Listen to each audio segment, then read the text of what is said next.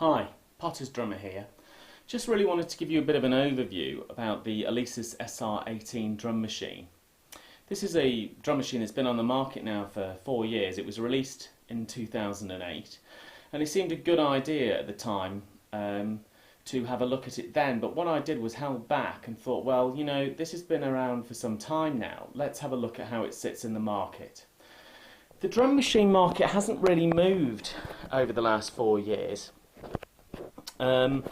And you know, from my point of view, I just really wanted to give you a bit of an overview and talk about some of the pros and cons of owning the SR18. Now, from my perspective, the thing about the SR18 which makes it a really good tool is that it's so cheap. It's basically less than £200 brand new. I managed to get one on eBay for 120 quid. And the most important thing about a drum machine needs to be its sounds. Now I have acoustic drums, as you can see here, my Mapex. I've got a Yamaha DTX Multi-12, which we'll talk about in another video. And I've also got a Roland TD9 setup, as well as a whole bunch of other acoustic equipment. So I'm benchmarking this against some pretty high caliber stuff, and I think what you need to remember, the most important thing about a drum machine needs to be its sounds, and I think that the sounds in the SR18 are pretty good. There's banks of very, very good quality acoustic drums and percussion. It's a very, very easy piece of equipment to use.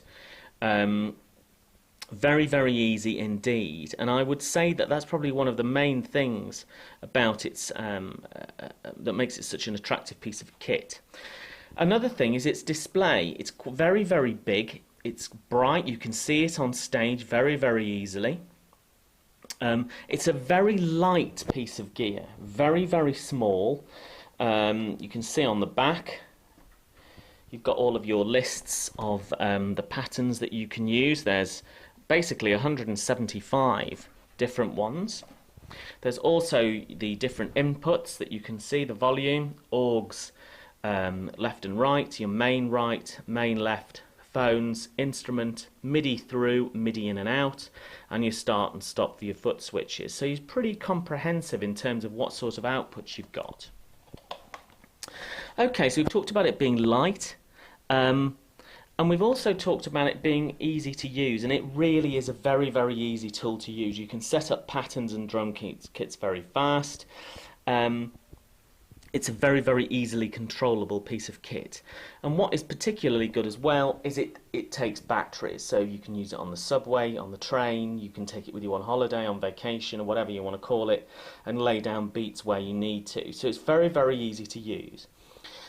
Some of the things that are the negatives about it, the effects that you get on the SR18, they are basically presets. They're not that movable. They do help, and they are very, very usable, but your EQ and compression, they're just basic presets, and as you can see, I'm just scrolling through them now. There are a whole bunch of different types of presets of EQ and compression, but they're quite tokenistic. But they do work, so don't sort of, you know, think that I'm slagging it off, because I'm not. But just when it says effects, they are preset effects. The other thing is that on the buttons, they are very robust. But you'll find that when you hit them, you only get 3 different dynamic changes for each particular one. So if you hit the snare drum 1, for example, and you've got a wood snare on there, you get sort of 3 different feels of sound from that one button. Other things are a bit irritating, and I think one of the most irritating things on this is the volume is at the back there. It's very frustrating. You have to keep tilting it, so you need to make sure that you set it up properly when you first lay it down. There's no USB connectivity. It's good in one way because you know what you've got. All of your sounds are in there, all 580 of them. There's no USB, we've said.